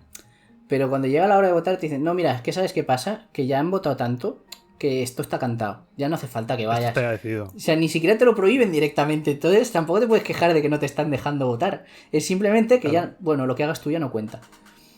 No va a contar, no vas a hacer Porque nada, va por no vas a orden. cambiarlo. Entonces, Sí. y Pues hemos pasado una mañana guay. esas cositas se mantienen hoy en día, no sé, es como... Sí. Se mantienen como, por ejemplo, cuando hacen el recuento electoral. Cuando hacen los recuentos, que parece que ganan unos y luego ganan otros, es como que parece totalmente buscado. Pues ese tipo de maquinaciones no las hemos inventado nosotros. Eso ya estaba desde que surgió la primera civilización en Ur, en el Tigris y el Éufrates. Por ahí ya Ahí estaban... había- Vamos, estarían tangando a la gente, pero desde el minuto 1. Qué bueno. Mira, ya que estamos hablando de tú a tú, si tuvieras Sí. que hacer un Roma Eterna de otro periodo o de otra civilización o de otro pueblo, ¿hay alguno que dijeras, me gustaría meterme en el Cenagal de... o en el Berenjenal? Egipto. Egipto. Sí. Me gustaría hacer algo de Egipto. Nunca me he metido en profundidad en Egipto, pero como diría Marco Antonio, Roma mola, pero Egipto es otro rollo. Egipto, es que ¿tuviste el desfile de las momias cuando inauguraron el museo nuevo? Que hicieron hace poco, hace unos meses. He visto algo, algún vídeo he visto, sí. Y fue espectacular. Sí. Y es que Egipto es... O sea, si Roma es eterna, Egipto es... No sé, es más allá de lo eterno. Porque cuando los romanos estaban todavía construyendo sus cabañitas ahí en el año 753, Egipto ya tenía las pirámides. Desde hacía varios miles de años. Sí, esto es algo que me dejó Te muy quedas loco, loco. que leí una vez. Te quedas En loquísimo. un sitio leí que Cleopatra vivió más cerca de la época actual que de la construcción de las pirámides. Y es verdad, ¿eh? Sí. Pues eso es comprobable. Y alucinas. Pero claro, ahí tendría un problema con las fuentes. No sé si podría ser tan meticuloso como estoy pudiendo ser aquí, pero me encantaría. Pero, Eso y Hay muchas. sobre Grecia, por supuesto. sí, Me gustaría hacer el trío. El trío de civilizaciones mediterráneas sería Grecia, Roma e Egipto. pues ahí hay tela que cortar, ¿eh? Sí, Sí, sí. No lo digo porque por también- desanimarte, al contrario. O sea, No, igual tiene muero y no jugo. acabamos. Porque ahí hay mucha tela que cortar y mucho de lo que hablar de destruir mitos. Y poner sobre la mesa temas de los cuales siempre se pasa por alto. Por ejemplo, que Grecia es la cuna de la civilización. Bueno, igual no tanto. No, claro. No nos flipemos. Bueno, y todo lo que ha habido en Asia Occidental, ¿sabes? Y en Mesopotamia. Claro. Es que y a veces me gusta jugar a la historia inventada. ¿Qué hubiera pasado si Alejandro, en lugar de irse hacia el este, se hubiera ido hacia el oeste? Imagínate. Cosas que me flipan. Porque claro, es que Egipto, no es el mismo Egipto siempre. O sea, está el Egipto en las primeras dinastías, pero es que también hay el de los faraones negros, que Sufrieron invasiones, claro, Sí, sufrieron invasiones númidas. los númidas, pero luego también el Egipto tolemaico, el Egipto de los descendientes de los macedonios, que era un pueblo progriego. Claro, cuando muere Alejandro y los generales de Alejandro deciden sacar las navajas y pelearse entre ellos, Egipto cambia. Cleopatra no es egipcia pura, es egipcia griega, es descendiente de Ptolomeo. Claro. Fíjate. Imagínate, ¿eh? No, es... Y es un mundo fascinante. Si te pones a escarbar por ahí, pero por cualquier etapa de cualquier momento, sacas oro y es flipante. No tiene que gustarte mucho la historia para ver o oír algunas cosas que dices, ¿esto existió? ¿En serio? O sea, sí, sí. Y la riqueza de la mitología que has dicho antes. La mitología egipcia. Es algo también mágico. Sí, sí. Y de cómo... Y luego también me gustaría hacer una serie sobre los papas. Esto también es algo que me gustaría, hacer papa a papa. Dices tú de Juego de Tronos, pero ojo Ya los ves. papas, ¿eh? Uf. Papas... Eso hubo un momento que la iglesia era un prostíbulo, Pero, directamente. pues ¿cuándo ha dejado de ser? Pero quiero decir que... También tengo que decir que cuando los vikingos, Sergio tuvo que editarme mucho porque yo despotricaba mucho sobre la iglesia católica ¿Sí o qué? cristiana y me decía, no te pases. Pero es que los cristianos se dedicaron a derribar a los vikingos a nivel propagandístico. Claro. Y fueron en cierta medida los responsables de la imagen de demonios que tenemos de ellos ahora. Tienes el micro abierto, Iván. Tú, o sea, expláyate. Yo no te voy a cortar. Bueno, ahora ya me Ahora ya baja el suflé, ¿no? Pero el cristianismo tiene cosas buenas y el cristianismo, claro, es que te metes en creencias de la gente. Y yo, cuando me meto con el cristianismo, no me meto con la creencia de la gente. La creencia de la gente, cada uno es libre de creer lo que quiera y la fe es respetable. Yo me meto con la jerarquía eclesiástica, que hacen totalmente lo contrario a lo que dicen sus propias escrituras. Y durante siglos han mantenido todo lo que tienen con mentiras, desde la misma donación de Constantino, un documento que supuestamente decía que Constantino el emperador cedía terrenos a perpetuidad a la iglesia como heredera del Imperio Romano, y se descubrió que era falso ese documento. Bueno, pues anda. Mintiendo desde el minuto 1. Sí, sí. Y haciendo lo contrario. Cristo predicaba la pobreza y la jerarquía eclesiástica tiene más dinero ahí en el Vaticano que, vamos... Bueno, pero... podrían acabar con el hambre. Porque ahora tenemos el Vaticano como referencia, que es esta placita tan mona y tan cookie que tiene estas cosas, pero realmente la iglesia como tal siempre ha sido un estado más. O sea, el Papa era un rey. Era un rey y actualmente ya no tanto, pero es un rey, es un rey absoluto. Sí, sí, sí. Es una monarquía electiva, como la de los visigodos, o como la de los romanos germanos, pero sí. O sea, era realmente que tampoco es juzgarlos mal, porque en aquel momento lo hacían todos. Si no lo hubieran hecho ellos, lo hubieran hecho otros. Y siempre hubiera habido alguien que hubiera mantenido el poder, porque siempre habría habido alguien que habría tenido ansias de matar al de al lado o de avasallarlo hasta que se subyugara a su forma de reinar. Y si no hubiera sido la iglesia, habría sido cualquier otra cosa. Lo que pasa que la iglesia además tiene asociada el lore este de la historia que te van contando, que parece que te conquistan por dos lados, ¿no? El militar y la iglesia, ojo, cualquiera de las religiones que se han ido manteniendo. Porque y también te digo que aparte de despotricar de la iglesia, a mí me encanta visitar iglesias, y cuando muere un papa, por ejemplo, me encanta ver el tema del cónclave. Eso es una pasada. Todas estas cosas, la liturgia, es una pasada todo eso. Es una pasada. Cuando juran los nuevos soldados de la Guardia Suiza, eso también es una pasada. Sí. Yo cuando abdicó Ratzinger, estaba yo todo el día... Que abdicó en latín. En latín, además. Es que me encantó porque lo dijo una periodista que la llamaron. Dice, es que yo estaba cubriendo una cosa que era muy rutinaria y nadie se estaba dando cuenta de que estaba abdicando. Y dije, oye, perdona, ¿puedes repetir lo que acabas de decir? ¿Estás diciendo que dejas esto? Porque era la única... En el vídeo en el cual está leyendo latín. Sí, había, de todos los que estaban ahí, en el vídeo recuerdo que hay no sé si era un cardenal o un sacerdote que estaba al lado del Papa, un poco más atrás, y cuando el Papa está diciendo que se pira, que hasta luego Lucas, ese sabía latín y pone una cara como diciendo, ¿cómo?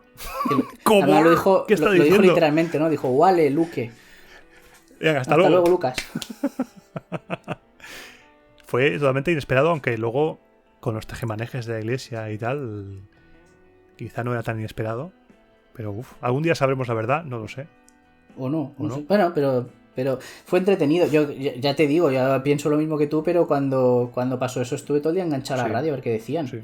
Iba por la calle y estaba oyendo las campanas de la catedral, que en aquel momento vivía yo en Albacete, y estaba en la calle ancha, que es una calle que está no muy lejos de la catedral, y yo fui chaspando corriendo para casa porque yo quería ver en la tele lo que estaba pasando. Es algo histórico. Había fumata blanca. Sí. Son esos momentos en los cuales tú eres consciente de que estás viviendo algo histórico. Exacto. Y es apasionante. Por eso me gusta mucho la serie de... ¿Has visto de HBO de Young Pope? El joven papa, el papa joven, de Jude Law. Buenísima esa serie, buenísima. Sí. Que es el Jude Law, que es elegido papa, Es un chaval joven, un chaval guapete. Y no es spoiler, porque esto pasa al principio. Ese papa tan joven y tan guapete resulta ser un papa retrógrado, de misas en latín, de misas a la espalda de los fieles. Sí. Vamos, pero todo como un personaje que se construye él. Él, de puertas para adentro, súper majete. Pero el personaje que se construye como papa es el papa medieval, prácticamente. Y es fascinante. ¿Qué te iba a decir? ¿Está basado en alguno histórico? Pues no te sabía decir. ¿O no? ¿O es ficción? Creo que no es ficción pura. Pero se ven los tejemanejes de los obispos, los cardenales, tal, y está muy bien. A mí estas cosas me gustan. La curia. Y además que en el fondo, a nivel léxico, la Iglesia Católica es la gran heredera del Imperio Romano. Cosas como curia vaticana, los estamentos de la Iglesia es como que mantienen la estructura del Imperio Romano. Claro, porque como también hubo el cisma, como los cristianos del Imperio Romano eran ortodoxos en su mayoría, Sí. porque luego estaba esto que tiene un nombre latín que no me acuerdo cuál es, que es lo que crea el rey lo va a creer el pueblo. Entonces, como el emperador romano era ortodoxo, pues se consideraba ortodoxo todo el Imperio Romano de Oriente, claro. Y entonces los de Roma, los italianos, decían, bueno, pues a partir de ahora coronaremos emperadores a los católicos. Y dijeron, ¿dónde lo vamos a poner esto? Pues aquí en Germania, que más o menos nos pilla bien, que tenemos un descampado bueno aquí. Sí, tenemos un terrenito. Y lo llamaron Imperio Romano también. El Sacro Imperio, que me gusta no sé quién se inventó esa frase, pero me gusta mucho, que es el Sacro Imperio Romano no era ni sacro, ni romano, ni imperio, ni nada. Ni en nada. Era una amalgama de cosas con tal de restarle poder al auténtico Imperio Romano, que era el de Oriente. Pero todo por el leitmotiv del catolicismo, Sí. es que se mantuviera un poder, una corona que estuviera ligada al Papa. Sí. Sí, y era así. Que estamos hablando ahora mismo del cristianismo porque es lo que nos toca, pero que el Islam ha hecho lo mismo también en lo suyo. Sí. Y ha sido un leitmotiv para mantener, que me ha hecho mucha gracia cuando has dicho lo de Egipto. Me gusta mucho cómo, si sigues un poquito la historia, yo lo he seguido muy poquito, y ya te digo que a raíz de escucharte a ti, pues también me he ido enganchando a otros canales y gente que hace historia o que te enseña mapas y tal, que está muy, muy entretenido. Como en Egipto ha habido épocas que ha habido grandes, si no guerras civiles, por lo menos ha habido de darle la espalda a una dinastía de emperadores porque ellos querían meter a su dios. Fíjate que eran politeístas, pero había unos que iban con unos y otros que iban con otros. Entonces... Sí, luego está Akenatón, por ejemplo. Akenatón intentó fue ese caso en el que... poner el culto a Atón. Exacto. Y creo que se lo funaron. Creo que le dijeron... Sí, al final fue como, mira, esto no ha pasado, Game vamos over. a volver a lo que había antes. Sí. Le intentaron hacer una damnatio memoriae, pero no se mantuvo. Y sí, un montón de historias que te vas encontrando así, que son, vamos, que para lo que te queda aún sacar de Roma. Ya ves. Porque aún voy a hacer memoria, el último programa como tal, porque ahora en verano estoy haciendo unos especiales que saldrán cada semana. Ahora cada semana de agosto habrá programas sobre los dioses. Voy a hacer 4. Y este sábado toca Júpiter, el sábado que viene Juno, al siguiente Marte, ya el último fin de semana, el sábado de agosto, Vesta. Y los últimos programas sobre la historia de Roma en plan canónico, estoy por el 450, más o menos, creo. Así que aún queda... Antes de Cristo. Sí, así que aún queda, vamos. No llevamos ni 60 años de república. No está mal. Pero porque tiene que estar siendo jugosísimo, ¿no? Claro, yo estoy intentando que esto sea como una serie, como he dicho antes. Esto será una serie y de la misma manera que cuando tú hablas de personajes, por ejemplo, de una serie que has pillado cariño o que forman parte de la historia antigua tuya, de tu pasado, yo quiero que los personajes, cuando por ejemplo Julio César evoque a X antepasado, la persona que escucha el podcast se acuerde de ese X antepasado porque lo ha vivido. Que forme parte de su pasado también. ¿Sabes? Claro, que tú tengas un contexto mucho más claro, vivo. que se construya la historia y que tú formas parte de ella. Decir, hostia, sí es cierto, este tío hizo esto porque tal... Y así, sin darte cuenta, aprendes y relacionas. Porque la historia es relacionar unas cosas con otras. Causa, consecuencia, todo está relacionado. Nunca nada es al azar. Y ese es el gran Sí, objetivo. que no puedes poner una banderita en la línea de tiempo y decir, esto empezó aquí. Claro. Bueno, pero ¿quiénes eran estos y de dónde venían, no? Exacto. Y lo mejor es empezar desde el principio. Los cimientos de la casa bien fuertes desde abajo para crecer bien y sin problemas. Guau, qué pasada. Va a ser un trabajo titánico. No sé, porque no sé cómo acabará, no sé cuándo acabará, ni si seguirá en iVoox, ni nada. No sé, es que este proyecto me ha pillado completamente desprevenido. El cariño con el cual ha sido acogido. Se ha recibido el podcast con un cariño increíble. Yo estoy súper contento, estoy feliz. Me hace muy feliz. Es una matada el trabajo, pero me hace muy feliz. Ver que a la gente le gusta y mucha gente me escribe y durante esta pandemia me ha escrito mucha gente diciendo ha sido una parte importante y a mí es que me emociona. Leer. Compensa. Es que gente, por ejemplo, me escribió una vez una persona que dijo es que mi padre estaba enfermo y vamos al hospital a su tratamiento y íbamos escuchando el podcast y yo, hostia puta. Es que yo lo leía y me rompía por dentro. Es que con eso te pagan. Y por eso es tan bonito el mundo del podcast. ¿Tú eres consciente cuando lo estás subiendo, que estás acompañando a mucha gente en su día a día? Poco a poco sí soy más consciente. Uh-huh. Y lo pillo con más ganas todavía. Por eso hago estas locuras de en agosto en lugar de... Porque ahora sí que estoy de vacaciones, pero para tener vacaciones he tenido que hacer los programas normales más los 4 de agosto. Vale, los has ido dejando grabados. Claro, ya. entonces ya están grabados, que justo acabé el otro día, el día 31. Los dejé todos listos ya. Claro, es trabajo extra, pero porque no quiero que se quede el vacío. Yo como consumidor de contenido, a mí me da mucha rabia, por ejemplo, cuando mi programa favorito dicen, me voy de vacaciones hasta septiembre y decías 2 meses en el vacío. Claro. Entonces digo, si tengo la oportunidad de hacer algo, aunque no sea con la misma intensidad, dar algo para acompañar, es como por ejemplo el programa que hice, no sé si has llegado, el programa que hice de Nochevieja. En Nochevieja hice un programa especial sobre la Saturnalia y dije, lo voy a hacer y lo voy a colgar. Lo colgué el día 1 de enero a las 0001, después de las campanadas. Qué bueno. Dije, ¿lo tenías programado? Sí, ¿O estabas tú ahí pendiente? Lo tenía programado y dije, igual no lo escucha nadie esa noche, pero quien lo escuche, aunque sean 2 personas, que dice, mira, no tengo plan, como no puedo salir, estoy sin mi familia, digo, tengo aquí el podcast. Pues que a esas personas le alegre la noche. Oye, qué pasada. Sí. Y es bonito. Sí. Cuando la gente te lo agradece es muy bonito. No, el último especial que yo he escuchado es el de los fantasmas. El de la galera del misterio. El de la galera del misterio, que me encanta el giro que tiene al final y no pienso hablar de él. Menudo girito, pero está muy bien hecho, está muy bien hecho. Ese programa lo regrabé entero. Sí, ¿eh? Lo grabé y lo estuve escuchando y dije, no me ha gustado cómo ha quedado. Lo regrabé entero. ¿En serio? De cero, sí. Porque dije, no me mola. Entonces, cuando lo regrabé, dije, anda, ¿y si...? Y le metí el giro. Yo ahí lo dejo por si alguien no se lo ha escuchado, que le pegue... Que está en iVoox Original. ¿En iVoox? ¿Es un iVoox Originals? Sí.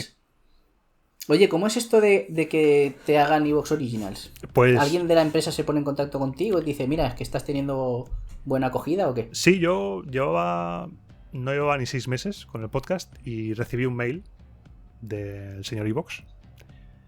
Y el título del mail era sobre tu podcast en iVoox. Y digo, ya está, algo he hecho mal. Ya, un strike. Sí, me lo quitan porque... Exacto, he liado alguna parda y me van a quitar el podcast. Y no, me decía que les había gustado el podcast, tal, que veían una periodicidad, que veían una estabilidad en el proyecto y que si me interesaba, pues estaban preparando una nueva jornada de iVoox Originals para participar.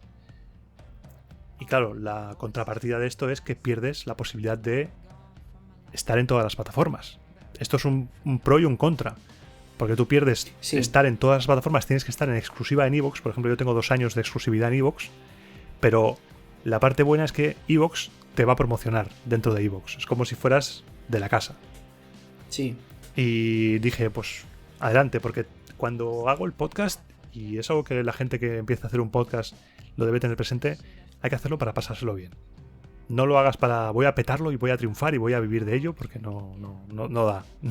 Te lo digo yo que no. Igual a algunos sí que les da para vivir, pero esto no da para vivir, ni mucho menos. Y si tú te lo pasas bien haciéndolo y quieres montar una comunidad, es una buena idea lo de iVoox Originals. Y no me pagan ahora, para decir esto. Pero tener todo el contenido centralizado en un sitio es como más fácil para uno mismo. Igual luego en un futuro, cuando se acabe el contrato, me voy a otra plataforma o lo mantengo ahí, no sé qué haré.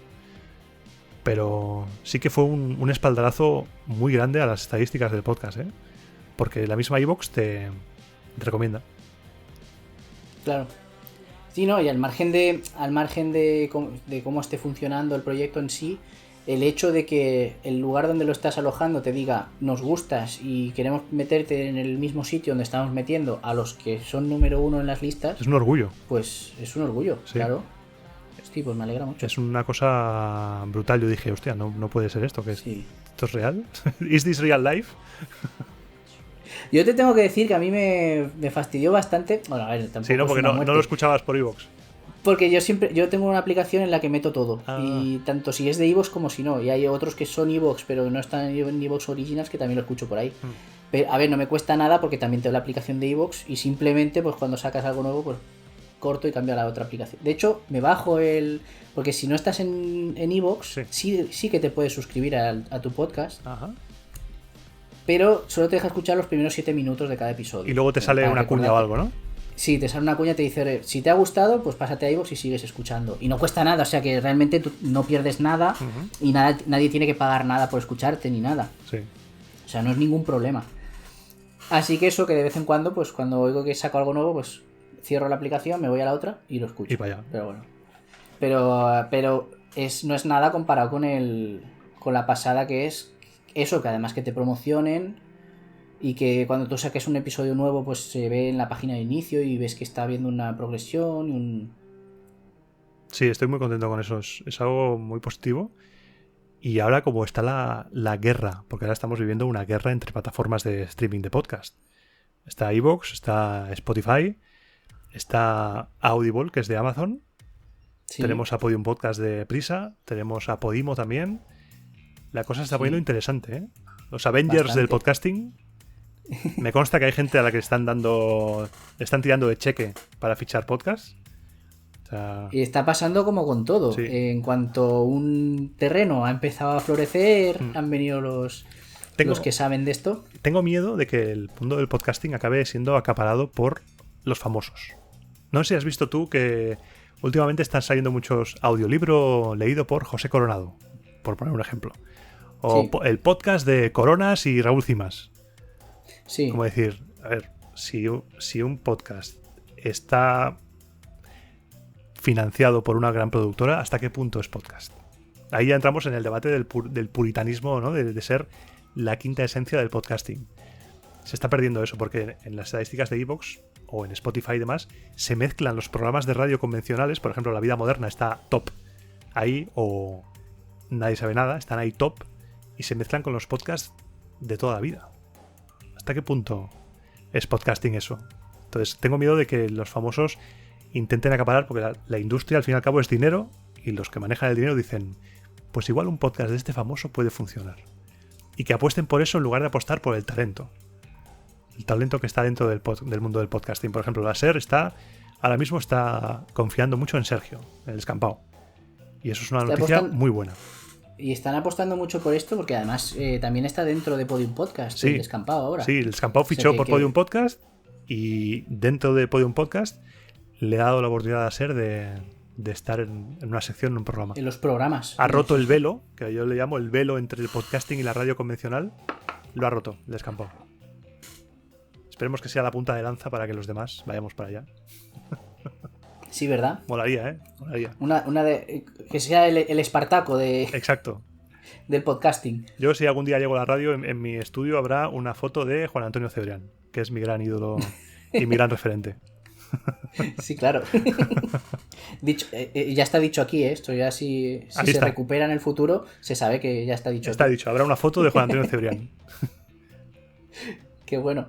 No, y es que, realmente yo cuando veo que un podcast como El Descampado o como Roma Eterna se les añade un sello de una corporación que estas corporaciones lo único que buscan es tener, como todas las empresas, tener un beneficio de lo que están haciendo. Sí. Entonces, cuando se añade este sello a algo es porque han visto que aquí hay algo de lo que sacar. O sea, Exacto. que hay calidad. Que no promocionan a cualquiera. Efectivamente. Y eso que tú decías también, el dar una estabilidad, esto de que grabas un sábado sí, un sábado no y publicas los alternos, el que está suscrito sabe que va a ir viendo algo tuyo, no tampoco con muchísima periodicidad porque que le puede dar tiempo, porque no todos podemos sacar 1 hora, hora y media, o 3 o 5 para escuchar podcast durante el día. Claro.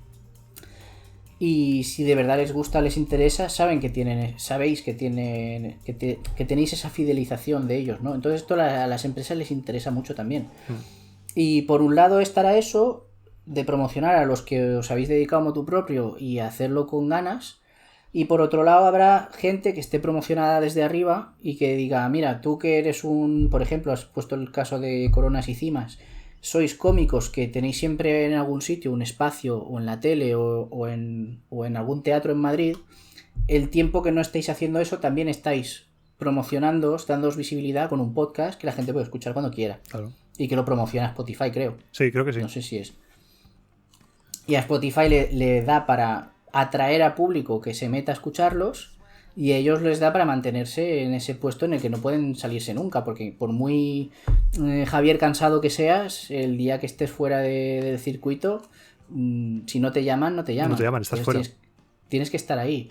Y el que no hace eso, pues a lo mejor se abre un canal de Twitch y está casteando todas las tardes o todas las noches se pone a hablar un ratico.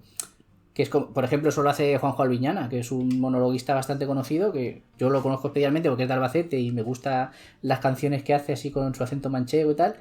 Y tiene su canal de Twitch por las tardes, bueno, por las noches, y se pone ahí manda él. Ah, yo lo estoy pensando, Sí. me lo estoy planteando el tema del Twitch. ¿Sí o qué? Sí, pero tengo que madurar a ver qué es lo que hago, ¿sabes? En Twitch. Porque... Ahí está el tema. Yo creo que tienes que tener un contenido. Sí. O ser la cara bonita y ser un famoso en el que te vas a poner, cualquiera se te va a abrir conversación y digas lo que digas, van a estar atentos a lo que digas. O tener un contenido. Que yo creo que es lo que te ha venido bien en Roma Eterna, porque el contenido está potente. O sea, es potente. Es potente. Y es que tiene todo. Tiene un plan, tiene un contenido, tiene una escaleta que sabes cuándo va a acabar, sabes. O sea, está prácticamente pensado de principio a fin. Y lo suyo será, pues eso, a ver cómo para meter ahí el hocico en ese mundo, porque ahora todo el mundo se va a Twitch, todo el mundo está ahí streameando, pero a ver qué hacer. Porque luego está el Olimpo, cuando hablamos de podcast, el Olimpo de los podcasts producidos con dinero. No sé si has escuchado de Spotify el podcast X-Ray. No sé si te suena. He oído hablar de él, pero no lo he escuchado. Pues X-Ray, yo escuché el primer podcast que hicieron de esta gente, se llamaba V, las cloacas del Estado. Te puedes imaginar de qué iba. Ah, sí, sí. Pues ese estaba en iVoox, creo, y era brutal. Pero es que con X-Ray, que trata la caída del rey, cuando el rey abdica, empieza ahí, el rey Juan Carlos, y te narra toda su vida desde que llega a España el rey Juan Carlos. ¿Estos no son de Podium? Estos creo que estaban en Podium Spotify. Podcast? Ah, vale. Y... Es que me suena que en Podium Podcast hicieron algo así, que no solo era documental, sino que además era narrado, dramatizado, ¿sabes? Pues este era dramatizado, pero hasta el punto... O sea, vas a flipar, ¿eh? Hasta el punto de que con inteligencia artificial consiguieron reconstruir la voz de Franco para que leyera una carta que le mandó a don Juan, al padre de rey Juan Carlos, una carta que nunca se había leído. O sea, Franco nunca leyó en voz alta esa carta, que sepamos. Y con inteligencia artificial lograron reconstruir la voz de Franco leyendo esa carta. A mí esto me parece maravilloso. Alucinas, es que eso es ciencia ficción. Sí. O sea, siempre seguiré deseando y apoyando que haya podcast de gente que se reúnen en su casa y hablan de lo que les da la gana. Sí. Pero esto... Es una maravilla, es una maravilla. Es una maravilla, sí. La profesionalidad, el que haya actores de voz o locutores que se dedican a esto y productores, y que muchas veces no hablamos de los ingenieros de sonido, pero que hacen verdaderas virguerías. Sí. Son los auténticos magos. Yo tendría que ir plegando velas, ¿eh? Un espejo donde mirarnos. Exactamente, eso te iba a decir, que igual llega el momento del ocaso. Sí. Yo estoy viendo a los ostrogodos entrar a las puertas de Roma. Vamos a poner las túnicas, que hace frío, que vienen aquí. Exacto. Quizá hay que dejarle su sitio a Odoacro. Para que se corone rey de Italia.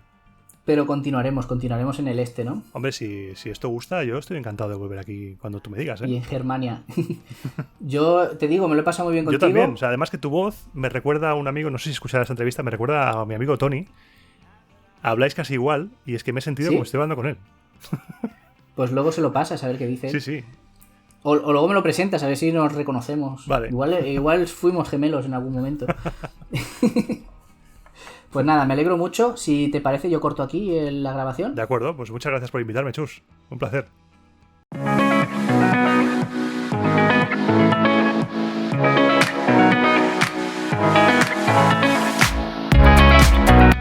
¿Te ha gustado el episodio? Aún falta bastante hasta el siguiente. Mientras, puedes enviarme tus comentarios a través de la página del episodio en Spreaker e iVoox y por el resto de alojamientos de podcast. O puedes contactar conmigo por email o por las redes sociales. Mírate la descripción del episodio para más info. ¡Que vaya bien! ¡Hasta la próxima!